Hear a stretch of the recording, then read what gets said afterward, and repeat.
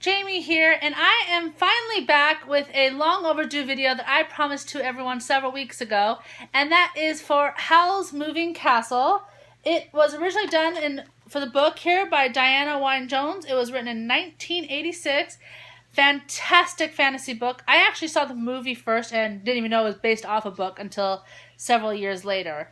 But the whole story is based on this girl, Sophie, who works in a hat shop and is cursed by a witch and is turned into an old woman, and feeling that, she doesn't belong there anymore and that she doesn't want to live that life, she leaves her home and travels out to the wilderness and comes across this moving castle that belongs to the wizard Howl. Now, Howl is feared where she comes from. Everyone believes, especially by women and girls, because there's all these rumors that he's this horrible, cruel, evil wizard who eats the hearts of young women. So she doesn't care at this point. She's going in. She's tired. She's an old lady now. She's sore. So she comes into this castle, and I say castle lightly. It's not what one would think of as a castle, but that's what they refer to it as. But she goes in and ends up meeting a wide variety of characters in the story, from a fire demon, Calcifer, who is just great in both the book and the movie, to the young apprentice, to other wizards, and everyone's great stories. The bottom line, I don't want to give too many spoilers with it, but it really is really good. It's not very long. It's maybe 200 pages. Probably trying like a middle grade to a young adult, but definitely as an adult, I really enjoyed this still. There's still a lot of relatability in this to enjoy. So I really recommend this just for a really good fantasy. It's fast-paced, moves quick, there's some good humor in this, some really great story. The movie was done later by Hayao Miyazaki here. It's a Japanese anime. He actually worked with Disney to do this, and Studio Ghibli teamed up and did a phenomenal job. If you've ever seen any of his movies, they are just wonderful, and you know what I'm talking about. If you haven't, go see some of his movies. There's not one I have not liked yet. They've all been fantastic. They are for people all ages. My younger brothers, several years ago when they were 4 and 5, loved his movies, all the way to my grandparents in their 70s. And so many people I know like these. People who like anime, people who don't like anime.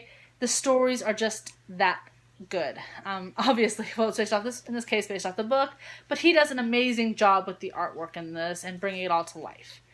Some differences. There are some differences in this, in the story. In the book, there's a lot more about Hal's youth and childhood. There's a lot more in-depth knowledge going on. Sophie really, when she's cursed, embodies an old lady in this, and it's just, the way it's done is just really well. In the movie, though, there is one character that I absolutely love in the movie, and that is Calcifer. He is voiced by Billy Crystal, and he just does such a great job in this that you can't help but love him. So I do recommend both. If you're a reader, definitely do both. If you're really see your thing, at least see the movie. And if you liked it, then maybe go back into the book. You can do it in either order. Both are they are overall the same basic story, but there are some differences. This is actually going to be a series. I hope there's some more things answered in this. This does need some creative thinking and imagination.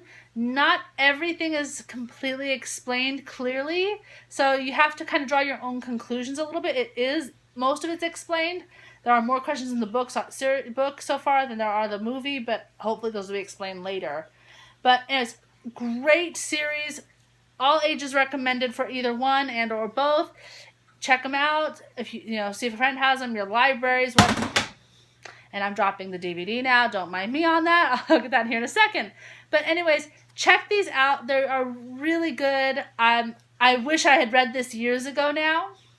Don't let the age fool you. It's still relatable. It's a fantasy. It takes place in an imaginary land for the most part, although the book does reference whales and some of the real world. So there is something more to this that's not fully explained. I don't want to give too much away there. But yeah, do check these out. Do read the books. Enjoy it. I almost can guarantee you'll probably get a few smiles and some chuckles out of either one. They are a lot of fun. So if you're a fan of fantasy, Howl's Moving Castle is definitely a must. All right, everyone. Have a great day.